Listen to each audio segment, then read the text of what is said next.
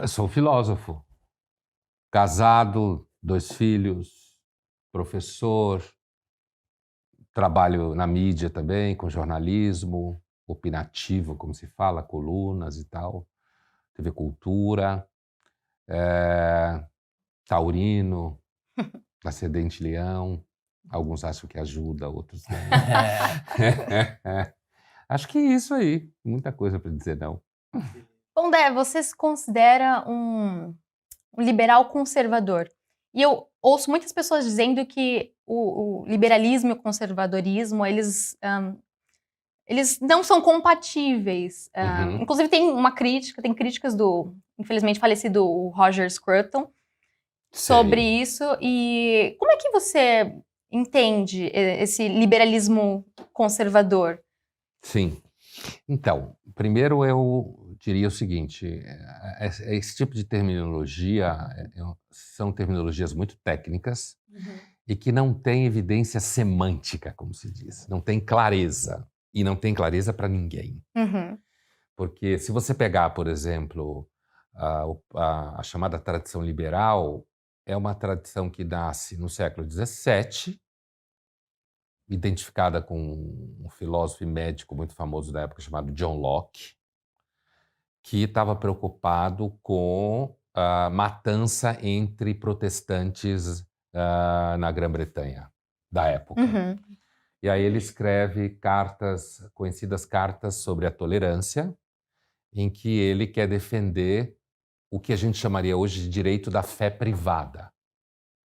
Então, você pode ser a rainha e é protestante X, eu vivo no seu reino, mas sou protestante Y, e ele defendia a ideia de que você não pode me matar porque eu sou de outra denominação. Nasceu assim o pensamento liberal.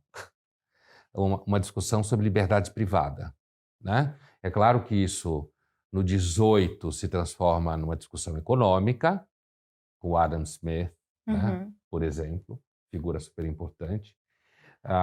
No 19, você tem John Stuart Mill, que vai ser um grande pensador liberal político e moral. E então o pensamento liberal ele está, antes de tudo, fincado na ideia da liberdade privada. Como a gente fala, liberdade de escolha, né? Bom, o pensamento conservador, eu estou falando tecnicamente, né? Tecnicamente.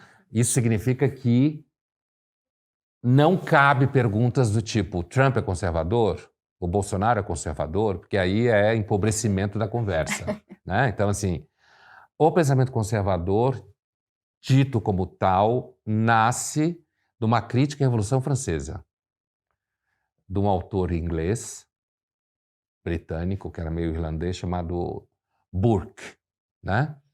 E ele, então, vai criticar a Revolução Francesa. Ele nunca usou a expressão conservador. Ele era um liberal, do Partido Liberal Inglês, do Whig, na época, quando se falava. E ele vai, então, defender ideias como não rupturas dramáticas da política, como ele falava, mudanças só retail, never wholesale, quer dizer, mudanças pontuais, não mudanças de visão de mundo geral. Então, as mudanças são pensadas como resolução de problemas concretos, né? Extremamente empirista, aliás, como o próprio inglês, né? Inglês John Locke, eu quero dizer, empirista no sentido de entender que você não deve gerir a sociedade a partir de uma ideia abstrata. Você deve gerir a sociedade a partir de histórias concretas. Então, quando começam a chamar esse pensamento de conservador, que foram os franceses, conservateur, né, no começo, significa muito a ideia de que você conserva experiências de sucesso ao invés de zerar tudo e começar, como pensaram os franceses, que queriam até criar um calendário novo. Criaram, né? Então, eu diria, quando você fala liberal conservative no pensamento inglês, até o século XX, você tem figuras importantes como Michael Oakeshott, significa que, primeiro, a tradição conservadora britânica é filha do pensamento liberal, certo? Porque ela entende, por exemplo, que o governo não pode mandar diretamente na vida das pessoas, como Burke criticava os jacobinos. Entende? Então, assim, é que essa discussão, ela está uns 50 mil pés de altura para a discussão que acontece na mídia comum, banal, e muito menos nas redes sociais. Porque o termo fica... por exemplo, muita gente acha um absurdo que os americanos liberal lá é considerado de esquerda. Mas faz todo sentido se você entender que liberal significa preservar as liberdades individuais e ampliar a representação desses grupos dentro do aparelho do Estado. Mas, então, eu responderia para você o seguinte: quando eu usei essa expressão, que eu usei algumas vezes, dependendo do ambiente em que a discussão se dava, eu queria dizer liberal em termos morais, liberal em termos religiosos, né? Liberal em termos econômicos, conservador em defesa das instituições políticas. Biden é um conservador. Uhum. Ele é o conservador da eleição, Sim. não o Trump. Faz todo Nesse sentido. Faz todo É isso aí. sentido. O contrário de... O oposto de conservador é revolucionário? Então, no cenário em que a expressão acabou sendo utilizada, que foi um cenário da Revolução Francesa, né?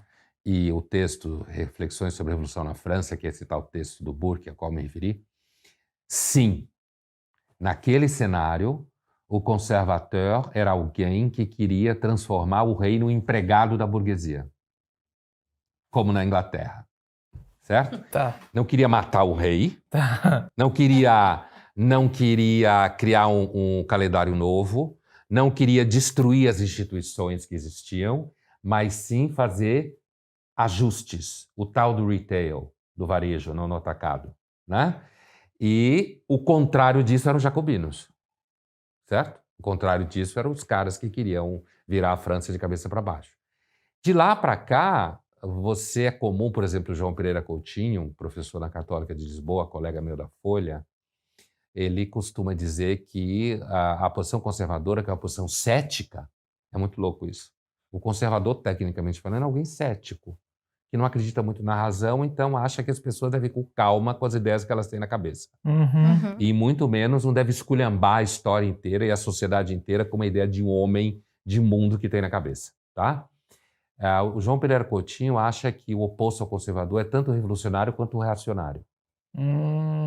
Ele fala várias vezes em vários artigos e em livros dele. Quer dizer, o revolucionário tradicionalmente é compreendido dessa forma, e o reacionário, porque o reacionário são grupos franceses que surgem na mesma época, que queriam voltar a uma situação pré-revolucionária que levasse em conta só a igreja e a monarquia.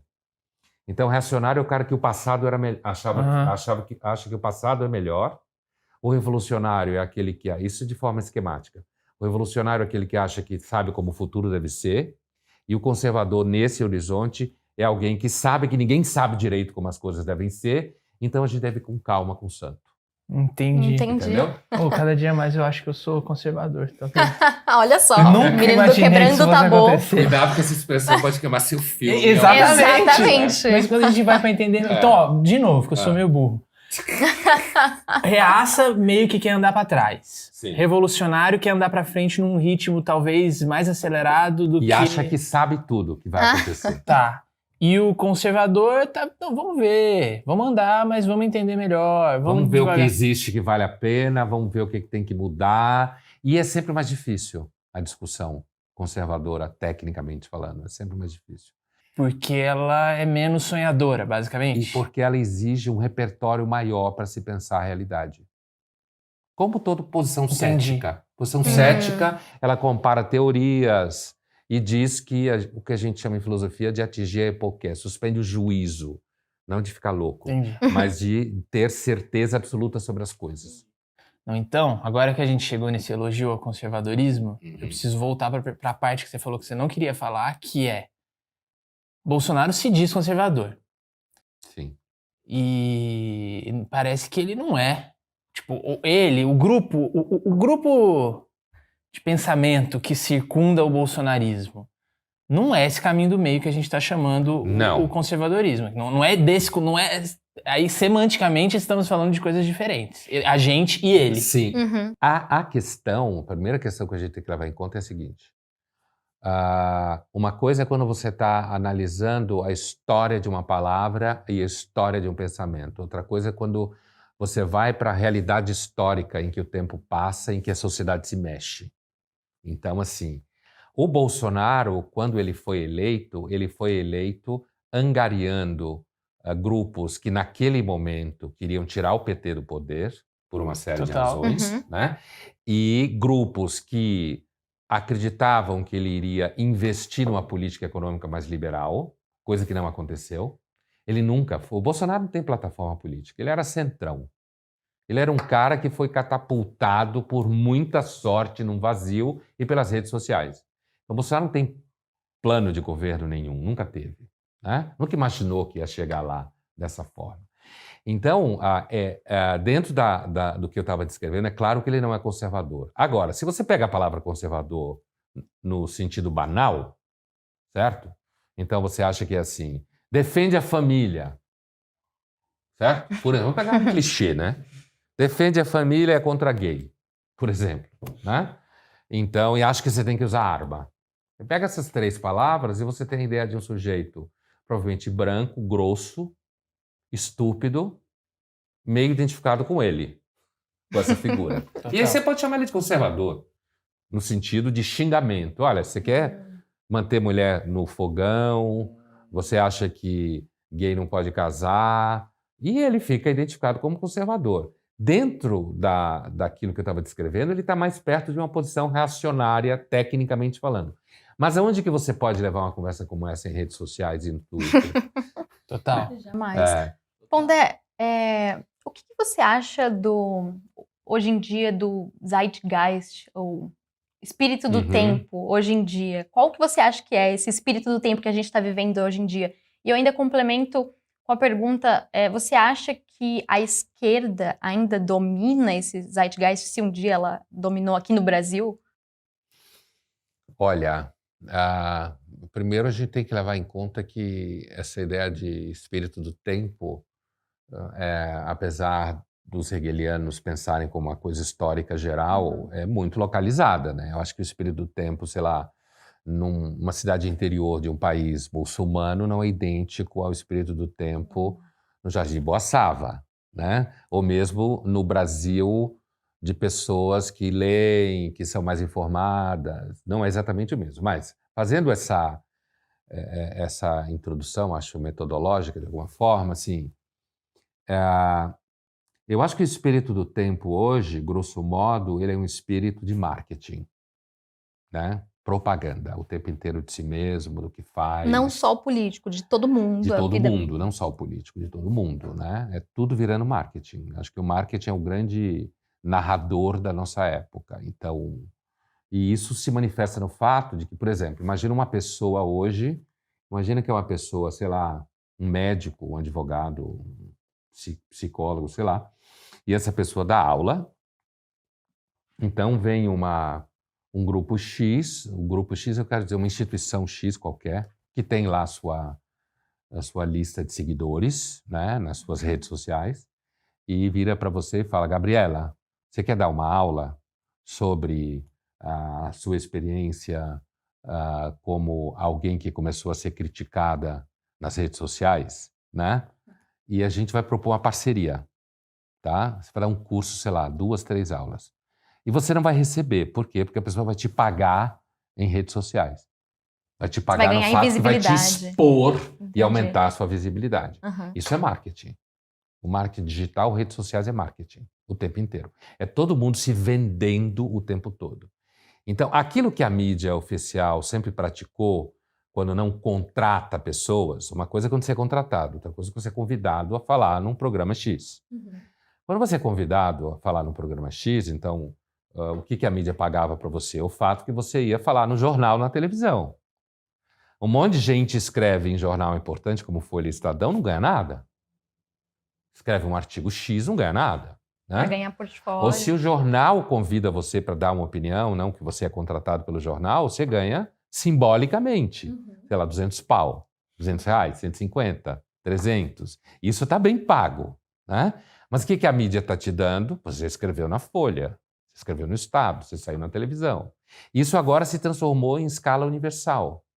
Todo mundo pode te convidar para você ir dar um curso em algum lugar e dizer que é uma parceria e que essa parceria, na verdade, significa, olha, eu estou te dando mídia, tá?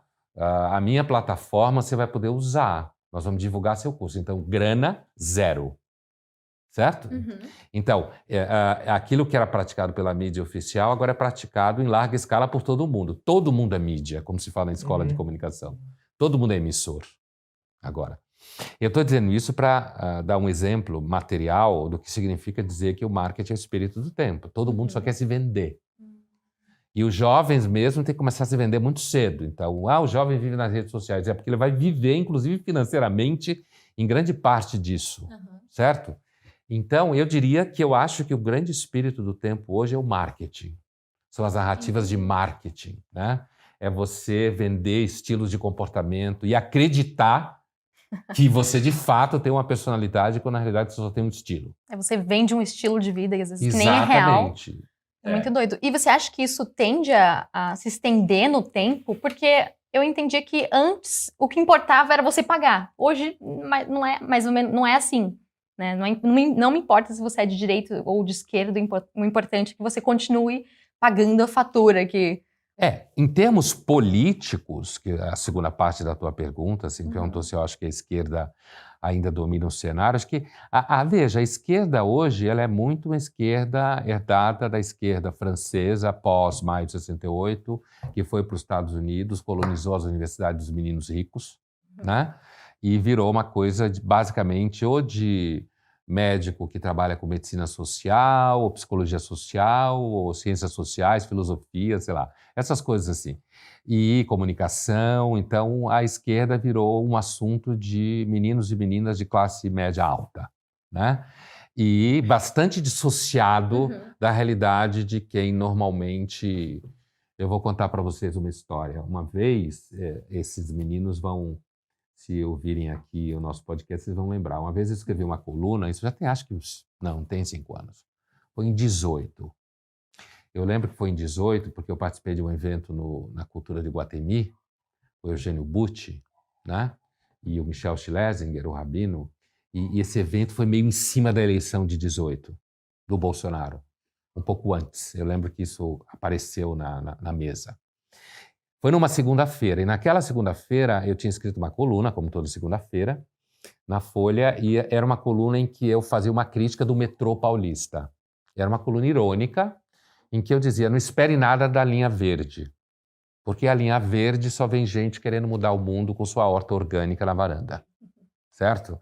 Se alguma coisa for acontecer, vem da moçada da linha azul e da linha vermelha.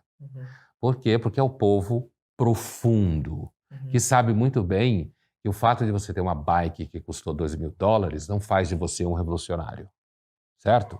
E essa coluna, então, fez muito barulho, blá, blá, blá. E naquela segunda-feira à noite, quando acabou essa mesa, acho que umas 2 meninas ou 3 meninas e um menino se aproximaram de mim no final da mesa. Uma delas bateu no peito assim e falou assim, nós somos da linha azul, certo? Então, quer dizer, como se fosse uma espécie de totem. Estava querendo dizer, olha, a gente não é o povo que acha que vai mudar o mundo com a sua bike de $12.000 e sua horta orgânica, certo? Que vive numa bolha. Então, acho que a esquerda sofre bastante com isso, mas eu acrescentaria, Gabriela, eu acho que está todo mundo no guarda-chuva do marketing hoje, inclusive a esquerda. E o discurso da esquerda está na direita liberal. Entendi. O que eu quero dizer com isso? As empresas assimilaram o politicamente correto, por exemplo. Então, o politicamente correto, que é típico da esquerda americana, não é mais só um tema de esquerda, ele é um tema de business. Total. Eu vou vender o meu produto se ele for LGBT. Exatamente. Porque esses grupos e outros são normalmente ativos em redes sociais e, portanto, eles pressionam as marcas, como vocês bem sabem. Você acha que a minha geração está ficando mais frágil, mais moralista e criando problema onde não existe, por exemplo, o termo, as palavras neutras, sei lá, todes, ili, ou o poliamor e o desapego. O que está acontecendo com a minha geração? O que você acha que está acontecendo com a gente? Olha, a gente sempre deve tomar cuidado com generalizações, né? O conceito de geração é uma invenção do marketing americano, né?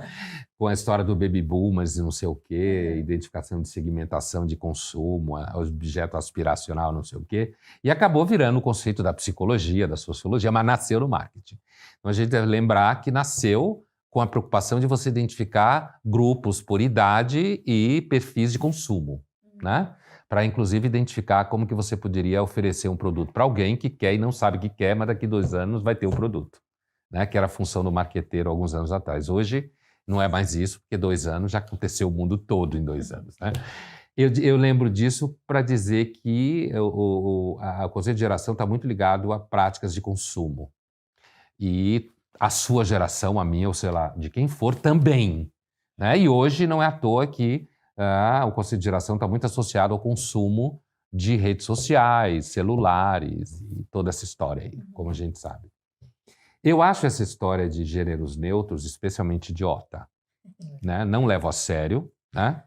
Não no sentido de que uma pessoa não possa ela nasceu anatomicamente com o corpo de um sexo e ela se sente de outro, e ela vai viver de outro jeito. E alguém que tem uma visão de um mundo liberal jamais pode ser contra isso, certo? A pessoa pode viver do jeito que ela quiser. Não disse nada. Né?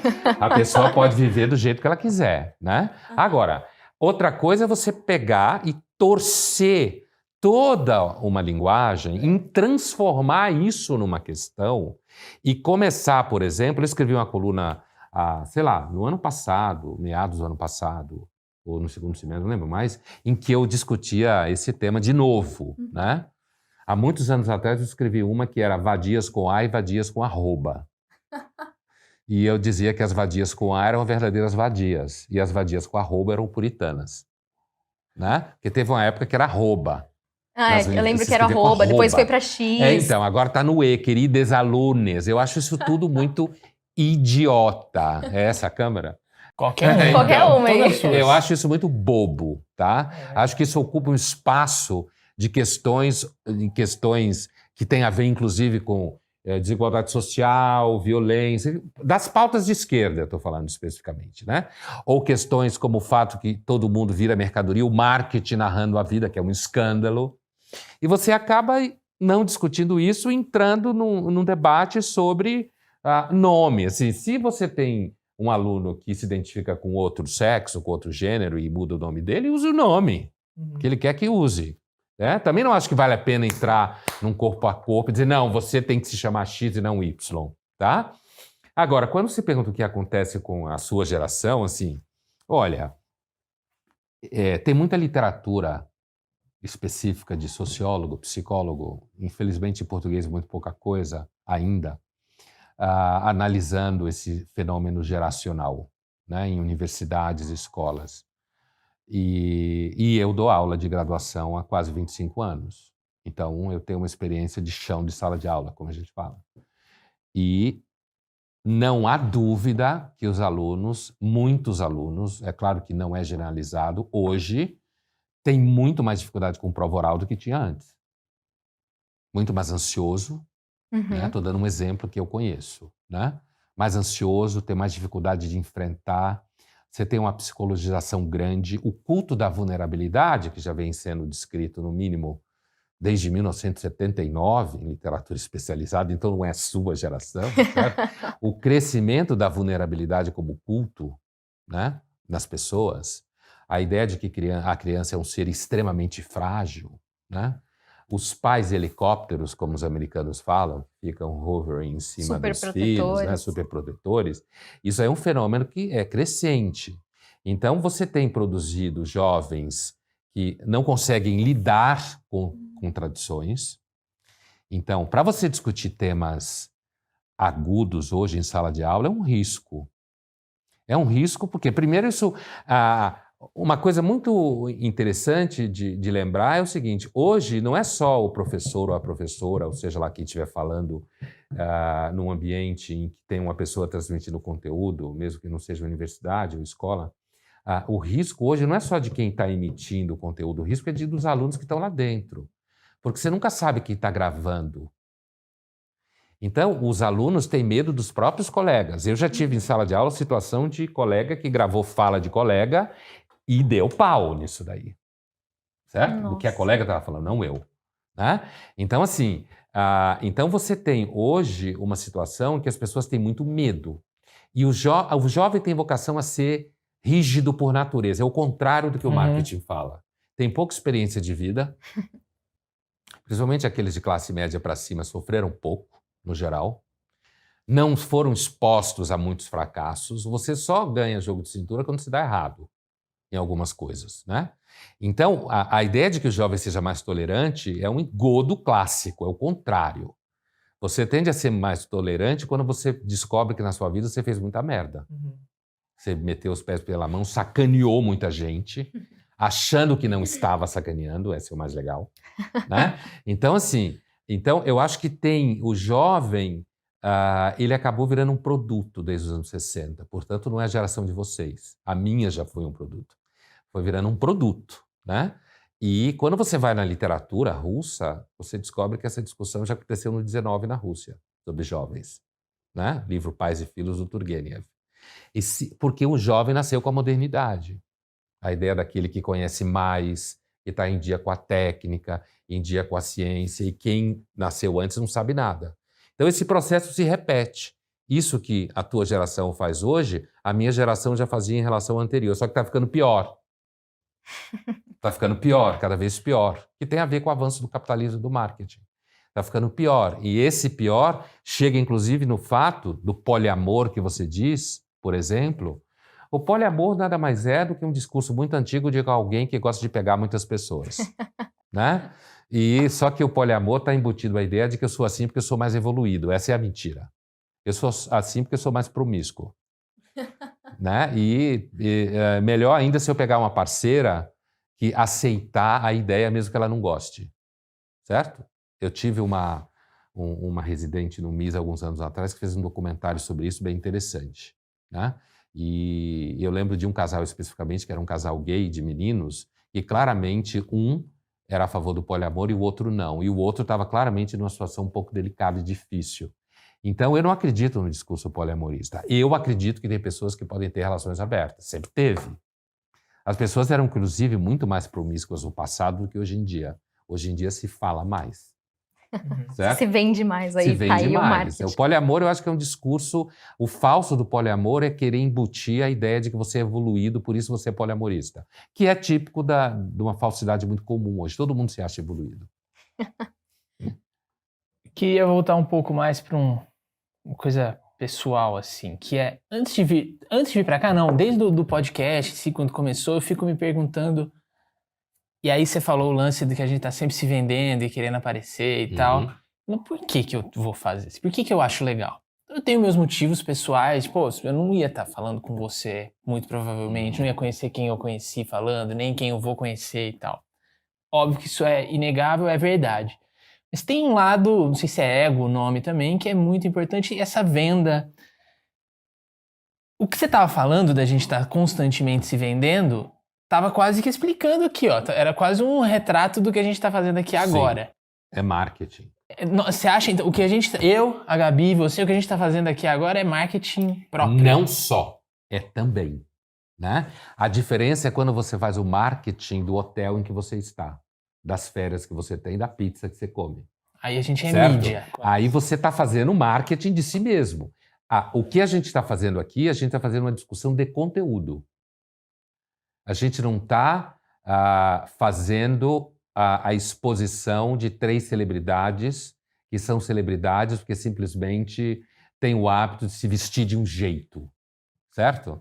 A gente está discutindo um conteúdo especificamente. Então, além de ser marketing digital, na medida que está nas redes sociais, e isso é importante para mim, é importante para vocês, é nesse sentido que eu estou falando que é marketing, né? Eu não acho, marketing para mim não é um palavrão, né? Eu escrevi um livro chamado Marketing Existencial, em 2015.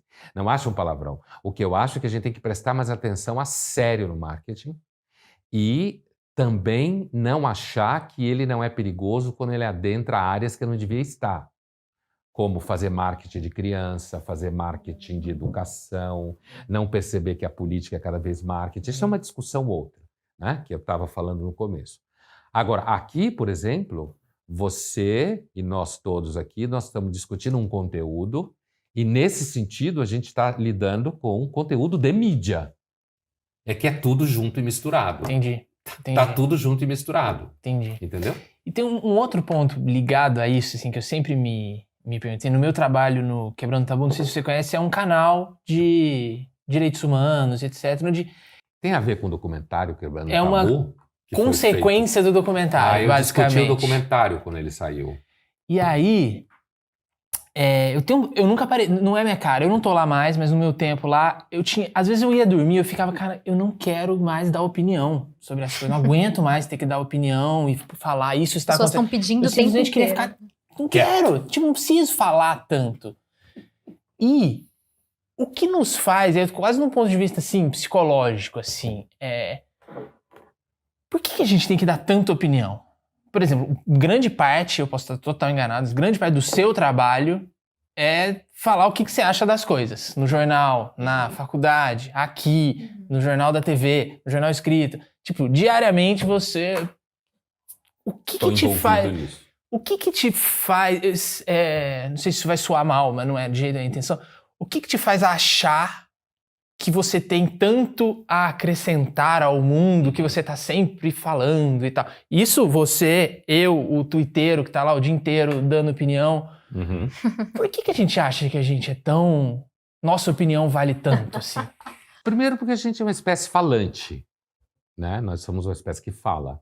E a gente falar foi fundamental para a nossa história, inclusive para vencer competidores de outras espécies parecidas com a nossa, né? Agora, no meu caso específico, assim, o que eu acho é porque eu constituo um repertório. Eu sou um profissional da área, certo? Eu tenho um currículo tecnicamente sustentado, percorri todos os ritos que no mundo acadêmico diz você pode ter opinião, certo? E nesse percurso, no meu caso específico, quando eu entrei na filosofia, eu tinha vindo de 5 anos de medicina e resolvi ser filósofo. Então, quando você deixa 5 anos de medicina para ser filósofo, você acha que tem alguma coisa séria para fazer, né? Nossa, que era e mais sua fácil ser família médico. fica Pois é, putíssima. minha Eu mãe tenho me vindo de uma matava. família de médicos, né? E um dos meus filhos é médico, não escapou da maldição. Mas assim, então, quando eu cheguei na filosofia, eu era leitor de Paulo Francis na Folha, um grande colunista. E eu já tinha o objetivo de escrever na Folha, porque eu queria ir para a mídia. Porque eu entendia que para fazer uma discussão pública, eu sou o que se chama intelectual público. Então, é alguém profissional que normalmente lê muito mais do que gente normal, passa muito mais tempo lendo do que gente normal, passa muito mais tempo pensando do que gente normal, certo? Por isso que muitas vezes se brinca que filósofo, a gente parecia tudo meio doido, né? E eu entendia que para discutir o mundo a sério, como eu queria, e eu fui construindo a ideia ao longo da medicina e da formação em psicanálise, que eu queria discutir a sério, não bastava eu fazer a formação técnica, acadêmica, mestrado, doutorado, pós-doutorado, e dar aula, que eu descobri que eu gostava de dar aula, dando aula de inglês para pagar as contas, porque eu fui pai muito cedo, né? Casei muito cedo. Então, assim, eu descobri que eu gostava da aula, mas eu achava que eu tinha que ir para a mídia, no que eu estava certo, né?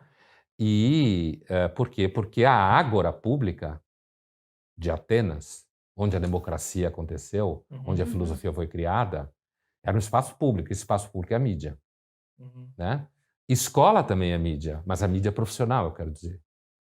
E foi essa a minha história. Então, assim, eu acho que é uma diferença grande entre alguém que dá opinião porque simplesmente acha que tem que dar opinião e porque constrói um repertório fragmentado e que não teve tempo de fazê-lo, e alguém que constrói toda uma história de vida assentada profissionalmente na construção de repertório.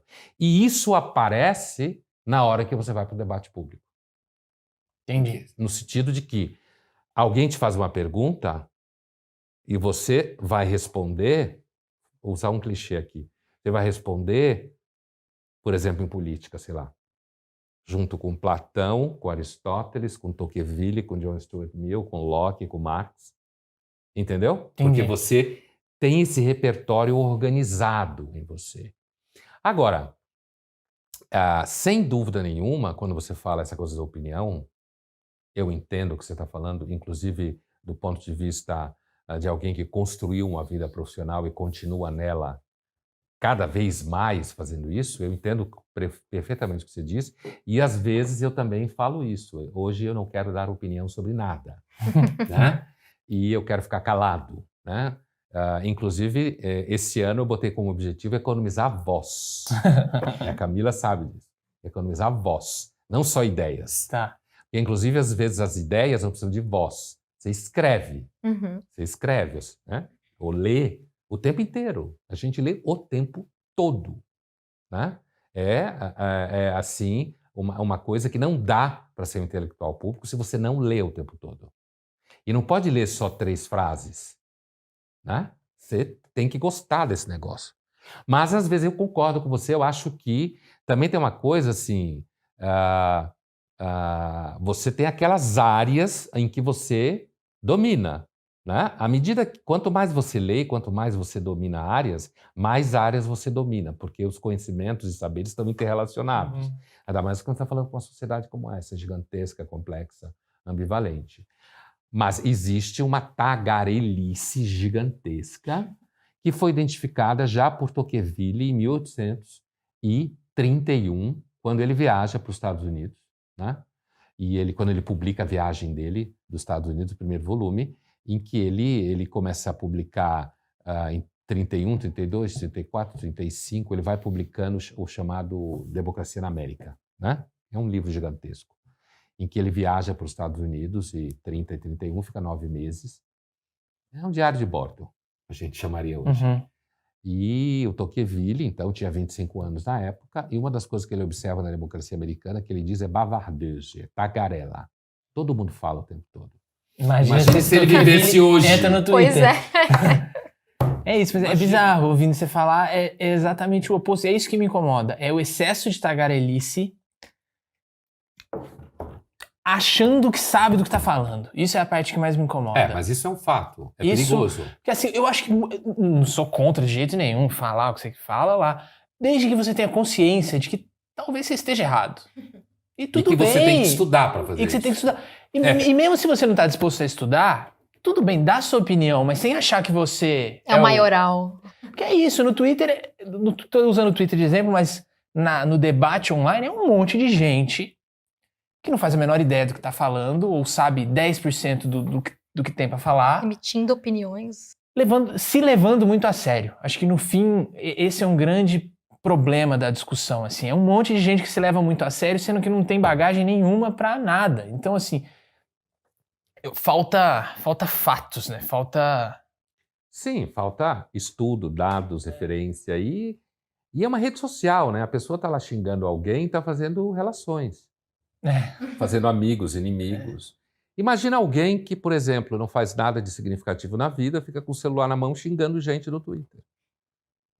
Esse é a rotina dele. E por que você acha que isso é recompensado? Porque assim, parece uma coisa completamente idiota, que você fala, olha lá que idiota, fica o dia inteiro xingando os outros. Mas se as pessoas certo. fazem é porque...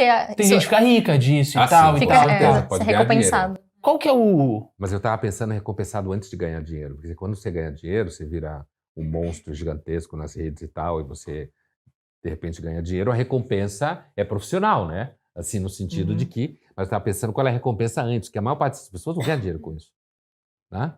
Elas ganham existência, porque a vida é invisível, irrelevante, rotineira, banal e cheia de fracasso. Certo? Então, sim, quando você é mais jovem, existe um grande trunfo, o fato de você ser jovem.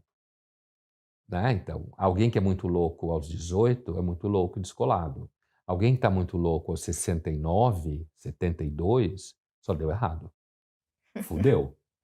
Entendeu? Aquele teu tio maconheiro com 75 anos de idade, que você sabe que sua mãe teve que sustentar ele várias vezes porque ele nunca trabalhou direito. Quando ele tinha 22, ele era provavelmente um dos caras mais descolados, que pegava mais menina, e os sobrinhos achavam ele do caralho, porque ele não era pentelho perfeito, o pai e a mãe, certo? Só que o tempo passou, agora ele está com 70 e sei lá o quê, ele é só alguém que deu errado. Então a juventude é um trunfo a priori, não só do ponto de vista da saúde e do fato que você tem horizonte de vida. Você pode dar errado e consertar. É por isso que a gente tem que tomar cuidado com os jovens, porque senão os jovens começam a achar que entendem muita coisa sobre a vida. Mas não entende porque acabou de chegar no pedaço. Entendi. Lembra quando você tinha 13 anos? Imagina se você com 13 anos pudesse tomar decisões e avaliar transporte público urbano, como deve funcionar a sociedade com 13 anos. Não é diferente quando você tem 23. Faz muito sentido. É um pouco. Aí isso vem o pensamento conservador, aí o conservador dentro de mim, concordando com as coisas. Use com essa expressão com cuidado. Exatamente. Eu escrevi uma coluna há uns 5 anos atrás, ou sei lá, mais do que isso, num evento que eu estava em Porto Alegre, que na época ela foi muito ruidosa, que se chamava Direita Festiva. Tá? E eu estava com um amigo, a gente estava num evento em Porto Alegre e tinha um encerramento. Era um evento de jovens liberais, né? Associados ao mercado econômico, essas coisas. E um evento clássico, histórico, não é coisa nova. Acontece já há muitos anos. E ia ter uma festa. E esse meu amigo, bem mais novo que eu, né? Sei lá, deve ter uns 25 anos a menos, sei lá, alguma coisa assim, ou 30. Ele, então, estava todo animado para a festa. Vamos para a festa, não sei o quê, cheia de gaúcha, não sei o quê. Eu falei, uma festa de jovem liberal de direita, cara. Vai ter 5 meninas coitadas que vão ficar de saco cheio e um monte de moleque de paletó falando de taxa Selic, mercado, economia. Onde você já se viu falar de economia numa festa? Economia é ciência triste, cara. Você quer estragar a noite e falar de economia. É por isso que a de esquerda é muito mais descolada do que a gente. Por isso que o nome era Direita Festiva. Então, e ele foi na festa, né? No dia seguinte, a gente se encontra no café da manhã no hotel e ele fala, puta que pariu, quando aconteceu exatamente o que você falou que ia acontecer. Os caras bêbados, enchendo o saco das 3, 4 meninas, elas foram embora. Falei, esse povo, enquanto esses jovens não entenderem que eles têm que aprender a falar de cinema, de literatura, não falar de economia, não vão pegar ninguém. E essa coluna fez um puta barulho na época. A esquerda adorou, né? Adorou, porque eu falava, os meninos de esquerda são muito mais descolados, isso que você disse. Né? E os caras de direita são tudo meio bobo. E são mesmo. Mas estão geral, aprendendo, do ponto de Você vista acha de que a direita- comunicação. Estão Você, aprendendo. ouvindo você falar o MBL, pra mim é um caso de sucesso. Exatamente. Disso aí, gigantesco. O marketing conheço bem deles eles. é a Então, direita. o MBL usou essa expressão direita transante alguns anos depois de um evento, e essa ideia, na época, inclusive logo depois, eu recebia fotos de grupos liberais de jovens com meninas. Os caras brincando, olha, nós temos menina Agora aqui, tem tá? menina aqui. Agora tem menina. Então isso virou uma brincadeira, inclusive nesse grupo de Porto Alegre. Nesse grupo do IEE. Chama-se IEE, né? Virou uma brincadeira essa história de que, então, quanto mais menina tem, melhor é, Ponder, tá vendo? A gente tá aprendendo que você não pode só falar de taxa Selic, pelo amor de Deus, né? Mas você acha que a direita ainda tá chata ou ela tá melhorando conforme vai passando o tempo, assim? Tá deixando de ser chata e começando a ficar mais descolada? Sem dúvida nenhuma, tá melhorando, sim. O exemplo do MBL que você falou, o próprio IEE, né? Acho que está melhorando. E, assim, inclusive, fazendo uma história, né? No sentido de, por exemplo, uma vez eu estava num evento e tinha um menino, um advogado, se não me engano, de esquerda, descendo o cacete. Acho que talvez até no próprio MBL, não lembro se foi, mas algum desses grupos mais jovens à direita que estava criticando o Bolsonaro. E o que eu disse para ele foi o seguinte, olha, que esses jovens de direita critiquem Bolsonaro agora e não estavam criticando ontem, significa que eles estão fazendo um processo de amadurecimento de pensamento. Óbvio. A esquerda deveria fazer isso também. Exatamente. Né? E fazer seu processo de autoanálise, de percepção de suas referências e não ficar o tempo inteiro. Então, nesse sentido, acho que sim. Acho, inclusive, que certos grupos de jovens de direita têm evoluído muito mais do que os grupos de esquerda, que precisa perceber que não adianta você ficar o tempo inteiro falando da prisão do Lula, certo? Ou você tem que entender que não dá para se reduzir a discussão política a debates de gênero, como a universidade ficou. Então, acho que o queridos alunos é uma grande questão, né? Quem é mais chato, o jovem de esquerda ou o jovem de direita? Olha, eu acho que hoje, se você me perguntasse isso há anos atrás, eu diria claramente o jovem de direita, porque era aquele cara da taxa Selic lá. E você era um jovem de esquerda? Eu, quando fui jovem, eu era anarquista, né?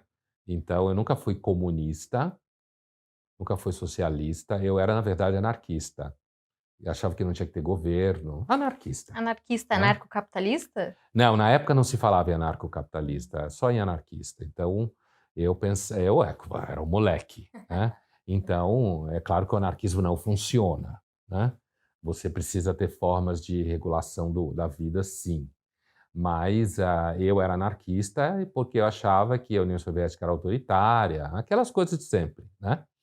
Mas eu acho que hoje os jovens de esquerda correm o risco de ficar mais chato do que os de direita. Porque o jovem de direita, que está ficando mais descolado, indo atrás de repertório, ele tem que vencer dentro dele a ideia de que ele pode não ser de esquerda e nem por isso ele é um monstro. Isso já implica um certo amadurecimento. Você conseguir passar por esse processo, entendeu?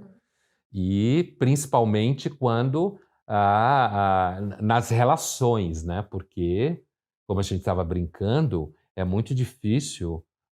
Por exemplo, hoje, se você está falando com meninas de 18, 19 anos, você tem que tomar muito cuidado. Isso falando para os caras. Muito cuidado. Hoje os homens têm muito medo, né, de, sei lá, acontecer qualquer coisa e a pessoa entender errado e ser cancelado. Total, assim. E é um risco. Mas também não é de graça, né? Deram a história dá motivos para esse medo, né? Não, sem dúvida. Com certeza. Né? Assim, você pode. A questão é a seguinte: o problema é que o policiamento. Vou dar um exemplo. Você pega o Trump, por exemplo. O cancelamento do Trump das redes sociais eu acho muito problemático. Porque o Trump é um maluco, né? Mas ele é representativo de uma grande parte da população americana que eu também acho maluca. Mas quando você abre e só agora, né? Porque ele já está fora do jogo. Eu queria ver os caras cancelados 3 anos atrás, o Trump, né? Agora é fácil. Mas agora assim, já está saindo. Você fecha um consenso, então, de repente, os donos das redes sociais começam a dizer... eles viram Sleep Giants oficiais. Então, eles começam a bloquear todo mundo que eles acham que tem que bloquear. Então, é isso que eu quero dizer. Não há dúvida que você tem motivos para tomar cuidados, mas eu acho que o debate político nas relações afetivas é normalmente um elefante numa loja de cristais. Não, total. Total. Mas o que eu quis dizer também é porque senão a gente fica apontando muito essa geração é fraca, essa geração é não sei o quê. Mas eu queria também pensar nos não sei se é avanços o nome, mas assim... E aí, nesse exato momento, estou com medo de dizer sobre isso, estou me policiando para falar, mas não dá para negar sobre os avanços. Os jovens, não sei o que, ter medo de falar tal coisa para mulher, tem um lado que pode ser ruim, chato, desconfortável, mas não deixa de ser um avanço do cara que podia falar qualquer coisa e fazer o que quisesse com a mulher. Sim. Correto? Sim. Então, talvez o preço que se paga compense, porque as histórias que a gente ouve e que eu ouço de amigas e de histórias do passado são muito absurdas. Então, sim, cara, é melhor você ficar com medo de falar do que aquele cara que não tinha medo de nada e a menina vivia com medo de tudo e qualquer coisa.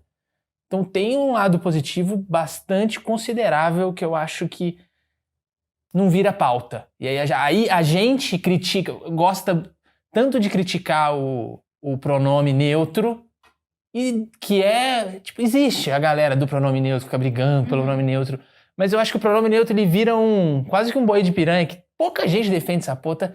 Tem lá a galera do E, X, não sei o quê, mas tem muito mais gente que fala mal do E Virou e uma do piada. E, que vira uma piada muito maior. Parece que tem um mundo defendendo o pronome neutro, Não sendo é que não universidade, tem. não. A maioria defende o pronome neutro. É mesmo? Nossa. Sim. Ai, E cara. isso pode virar, isso tem gente, professor e tal, e alunos que demandam que você use pronome neutro. Então, eu considero com você que vira um boi de piranha. Agora, eu concordo com você, mas eu entendo que essa coisa do avanço que você falou, acho que esse é um terreno que a gente tem que ir com super cuidado, porque não resta dúvida que se você pegar casos em que você tinha formas de violência, e hoje eu não tenho certeza se tem menos violência. Eu ponho em dúvida a própria noção de avanço e de progresso. Eu não tenho tanta certeza disso. Não que antes era melhor, mas eu não tenho tanta certeza que essa construção toda... Eu acho que, por exemplo, quando você fala por exemplo, em violência doméstica, você pode ter um avanço se a gente pensar em termos de denúncia. E isso é bom. A diminuição. Mas não sei se isso vai diminuir, mas é bom. Quando você fala, por exemplo, em salários, eu também acho bom não ter diferença de salário. Mas, quando você fala isso, como eu chamo às vezes de entrar embaixo dos lençóis, eu acho que isso é um terreno bastante explosivo e bastante complicado de pôr numa métrica, assim. Avanço, não avanço. E você tem, por exemplo, movimentos hoje como aqueles MGTOW, sabe? Americano, Men Going Their Own Way, que são seguidores de uma psicóloga americana que escreveu um livro chamado Men on Strike, 2013, se não me engano. E aqui no Brasil se usa a expressão MGTOW mesmo, mas não tem tradução. É Men Going Their Own Way, que são homens de 30 a 45 anos que simplesmente rompem com relações afetivas. Então, primeiro, eu acho que tem muito grupo, muito bate-boca, muito estilo, mas existe sofrimento no plano das relações, sim, hoje em dia. Como havia outros antes. Sim. Só que a diferença é que agora a gente acha que tudo está evoluindo. Eu não acho que a humanidade está evoluindo. Mas assim, ó, no seu ambiente, no micro-universo universitário, você dá aula há 25 anos, você falou? Sim. Quase, 23. Você acha assim. que tem uma... Não sei qual que é a palavra certa, se é liberdade ou se... Tem menos liberdade para discutir as coisas. Não, para discutir sim, mas você acha que as mulheres, as jovens, estudantes e tal, tem menos... se sentem mais à vontade ou menos... Acho que não dá para dizer isso, não tem como dizer isso. As meninas falavam do mesmo jeito, aliás, elas falam muito mais do que os meninos, normalmente. Elas dão muito mais opinião em sala de aula do que menino. O menino é meio tonto, né? Para ele juntar um tico com teco leva mais tempo, né? Para ele chegar em certos debates. As meninas sempre participaram mais. Hoje, na verdade, os alunos tendem a participar menos de aula. Falar menos, ter mais medo. Ou então só pode falar 3 coisas. Só pode ter 3... Olha, como dizer isso? A planificação das opiniões entre os jovens hoje é muito maior. Muito maior. Isso é gritante. Isso está ligado diretamente à ideia do avanço. De que agora está avançado. Então, qualquer coisa você é sexista, machista, racista, qualquer ista que você queira, ou é fóbico disso e daquilo. Né? Então, isso se transforma num modo em que, na realidade, as pessoas começam a não falar dessas coisas. Né? E você não fala por uma questão de sobrevivência. Claro. Por exemplo, se você fizer algumas perguntas para mim avançando nesse assunto, eu provavelmente vou dizer para você que eu não vou responder. Porque você vai ser... Porque não vale a pena. E porque não chega a lugar nenhum. Entendi. Isso é um assunto que me interessa, que eu acho muito interessante. E aí, até eu li um livro sobre isso, que é do Mark Lilla. Sabe quem é? Ele é sobre o progressista do ontem e do amanhã. Eu debati com ele aqui em 2019. Achei ele genial. É bom esse livro. Que é isso, assim, as pautas identitárias passaram do ponto, o ponto dele, eu acho que, se eu entendi certo, é isso, passaram do ponto e backlash, voltaram e deu o resultado oposto. Meu ponto é, dá para combater todos esses ismos, machismo, racismo, não sei o quê? Tem outro jeito que não indo tão forte a ponto de que cutucou tanto algumas pessoas que discordam daquilo que fez voltar para trás? Assim, será que tem será que tem uma maneira delicada de combater isso? Eu diria para você que vou te dar uma resposta performática, depois eu vou para uma resposta conceitual. Dedique os seus 150 anos de vida a essa questão e talvez você chegue a uma resposta. Tá? Essa é uma resposta performática. No caso do Lila, a questão do Lila no livro era a preocupação dele com a inviabilidade do Partido Democrata em conseguir ganhar a eleição presidencial por conta do provincianismo das políticas identitárias. Essa era a preocupação do Lila. E ele, historicamente, diretamente envolvido com o Partido Democrata, venceu a posição dele. Chama-se Biden. Né? Um cara de centro, conservador, de tradição de negociação mais velho, que colocou uma mulher negra ao seu lado para contemplar as pautas identitárias, mas ele fala com vários segmentos da sociedade americana. Essa era a questão do Lila. Com esse livro, ele queria que o Partido Democrata, os liberal americanos, entendessem que pautas identitárias só funcionam em grupos específicos. Ele não é contra, e ninguém racional é contra, a ideia de que pessoas de determinados grupos possam viver do jeito que elas quiserem, certo? Então, assim, mas ele entendia que isso era um mau negócio. Se eu pego o argumento do Lila, que é um argumento aplicado à política, especificamente, e levo ele para outro espaço, eu diria: o problema das pautas identitárias é construir a ideia de que, a priori, todo homem é machista. Total. Não, certo? Total. Então, no momento que ele faz esse trânsito, ele inviabiliza qualquer relação e qualquer reflexão. Faz com que alguém, por exemplo, vire para você um dia num programa e diga: seu pai batia na sua mãe, mesmo que ela nunca tenha sabido que era seu pai e sua mãe. Só porque ela é militante. Certo? E o que você acha desses grupos feministas, alguns que excluem o homem do debate feminino e que demonizam, né, o masculino, assim, porque elas querem o debate apenas entre mulheres e acham que o homem, por não ter vivido algumas situações, não pode opinar ou dizer algo sobre isso. O que você acha dessas? Eu acho que isso é uma questão de grau, né? Assim, eu não tenho dúvida que, por exemplo, se você estiver discutindo os danos psicológicos e físicos do aborto, né? Provavelmente as mulheres têm muito mais noção do que significa isso do que caras. Isso não significa que um casal que decida abortar, o homem também não possa entrar na conversa, se eles engravidaram juntos, digamos assim, né? Então, um dos problemas do debate contemporâneo é que ele é muito grosseiro, porque ele é muito militante, ele é pouco experiente, tem que ter paciência, né? O Hegel dizia: sem a paciência do conceito, ninguém entende nada. Então, assim, né, isso ele falava no século XIX, né, começo do XIX. Então, assim, eu acho que existem temas que podem ser específicos de mulheres e temas específicos de homens. Todo mundo sempre soube disso. Né? A gente tem que levar a sério um pouco o que as pessoas sabiam antes. Que é o grande pecado de quem não entende o que significa a tradição conservadora que a gente falava no começo. A humanidade nos entregou o mundo até hoje. Isso já é um voto de confiança para quem viveu antes, com todas as merdas que se fez.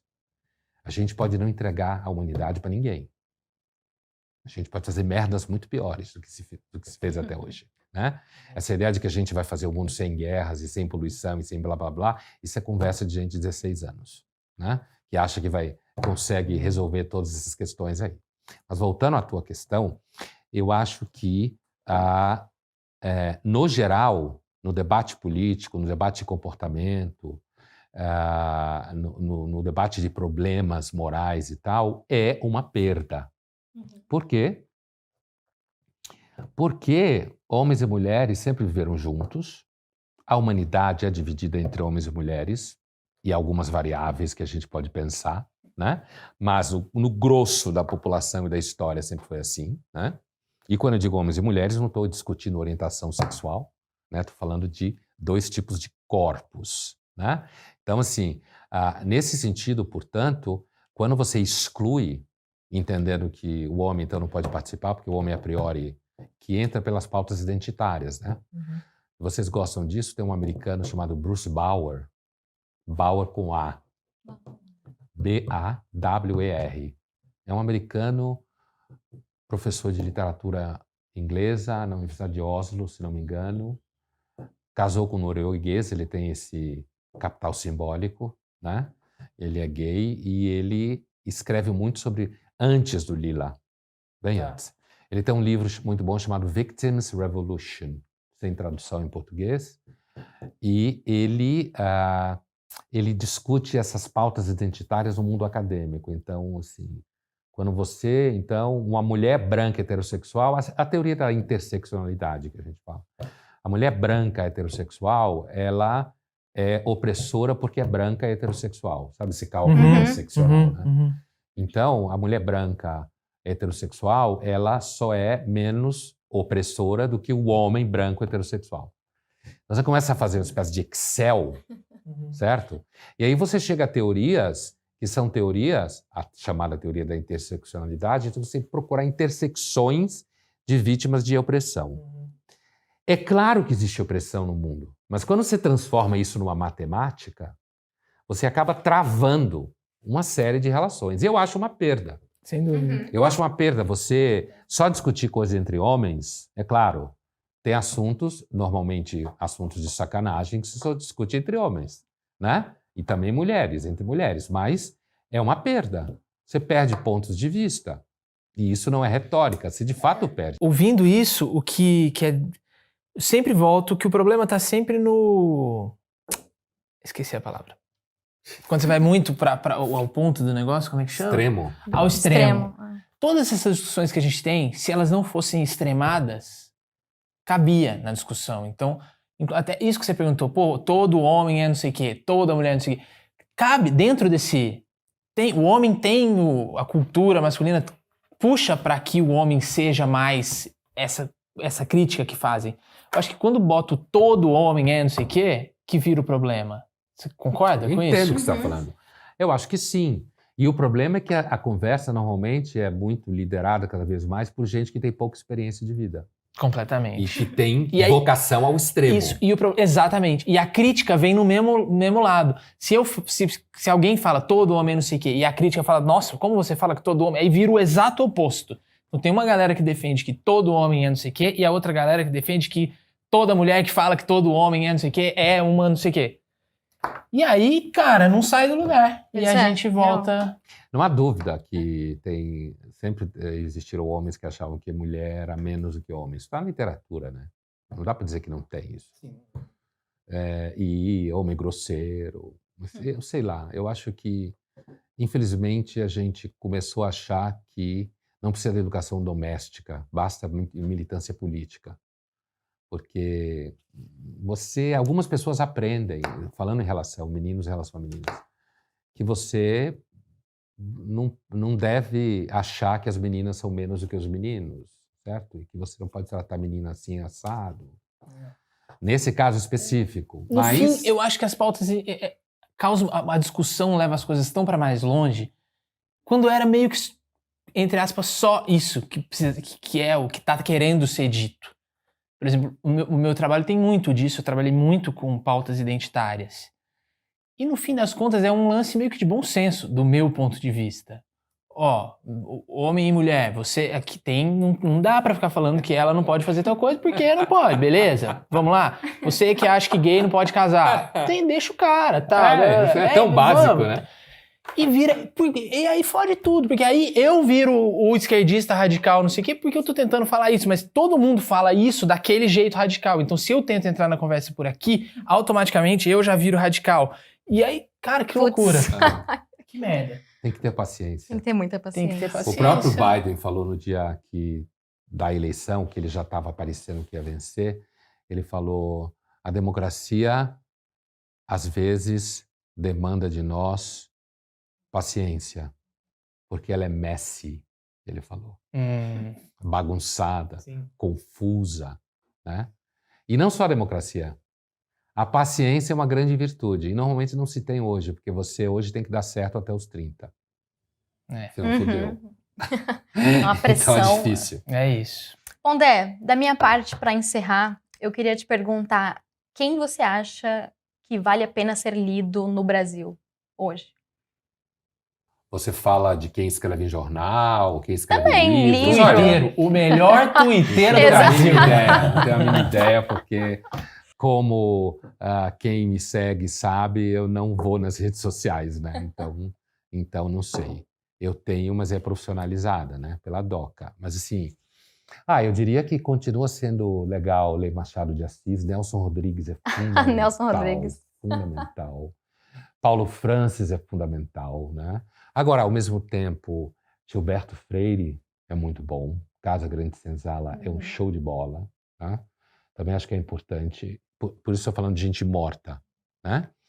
Para não falar de gente viva. Mas, assim, então acho que essas figuras são fundamentais para a gente entender o Brasil. Entendeu? E quando eu digo entender o Brasil, é claro que estou falando de pessoas que não são aquelas pessoas que normalmente se fala, né? Porque isso é mais fácil você encontrar em qualquer lugar. Mas acho que gente como Paulo Francis, Nelson Rodrigues, Machado já é mais conhecido. Nelson é conhecido, mas não é tão lido. Todo mundo fala de Nelson, mas pouca gente conhece a obra do Nelson. E o Gilberto Freire também, Joaquim Nabuco. Joaquim Nabuco. São figuras importantes para se entender o Brasil, fora das chaves que todo mundo fala por aí.